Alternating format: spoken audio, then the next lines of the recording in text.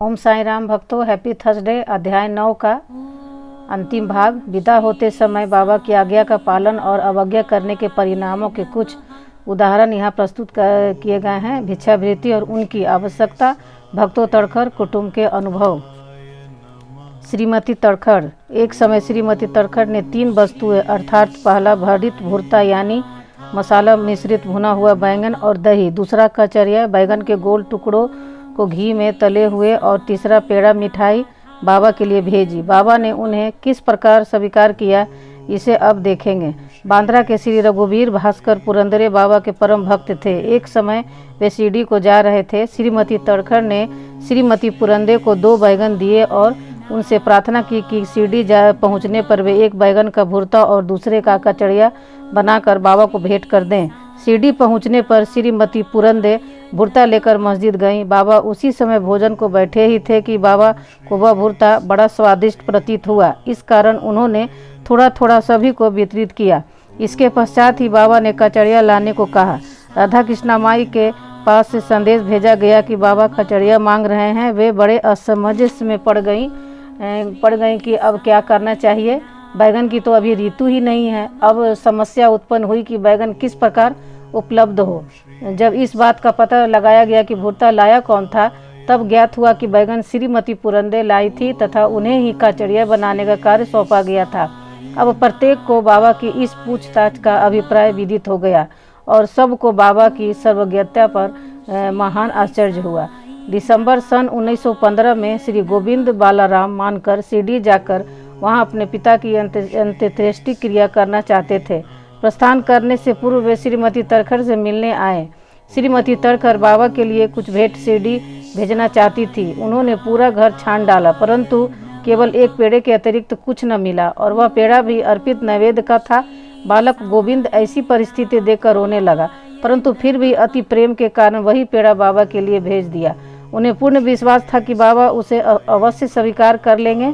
शिरडी पहुंचने पर गोविंद मानकर बाबा के दर्शनार्थ गए, परंतु वहां पेड़ा ले जाना भूल गए। बाबा यह सब चुपचाप देखते रहे, परंतु जब वह पुनः संध्या समय बिना पेड़ा लिए हुए वहां पहुंचा तो फिर बाबा शांत न रह सके और उन्होंने पूछा कि तुम मेरे लिए क्या लाए हो। उत्तर मिला, कुछ नहीं। बाबा ने पुनः प्रश्न किया और उनसे वही उपयुक्त उत्तर फिर दोहरा दिया। अब बाबा ने स्पष्ट शब्दों में पूछा, क्या तुमको माँ श्रीमती तड़खड़ ने चलते समय कुछ मिठाई नहीं दी थी? अब उसे स्मृति हो आई और वह बहुत ही लज्जित हुआ। तब बाबा ने क्षमा याचना करने लगा। वह दौड़कर शीघ्र ही वापस गया और पेड़ा लाकर बाबा के सम्मुख रख दिया। बाबा ने तुरंत ही पेड़ा खा लिया। इस प्रकार श्रीमती तड़खड़ की भेंट बाबा ने स्वीकार की और भक्त मुझ पर विश्वास करता है, इसीलिए मैं स्वीकार कर लेता हूँ। यह भगवत वचन सिद्ध हुआ। बाबा का संतोषपूर्वक भोजन। एक समय श्रीमती तड़खड़ शिरडी जा आई हुई थी। दोपहर का भोजन प्रायः तैयार हो चुका था और थालियां परोसी जा रही थी कि उसी समय वहां एक भूखा कुत्ता आया और भौंकने लगा। श्रीमती तड़खड़ तुरंत उठी और उन्होंने रोटी का एक टुकड़ा कुत्ते को डाल दिया। कुत्ता बड़ी रुचि के साथ उसे खा गया। संध्या के समय जब वे मस्जिद में जाकर बैठी तो बाबा ने उनसे कहा, माँ, आज तुमने मुझे बड़े प्रेम से खिलाया। मेरी भूख आत्मा को बड़ी संतावना मिली है।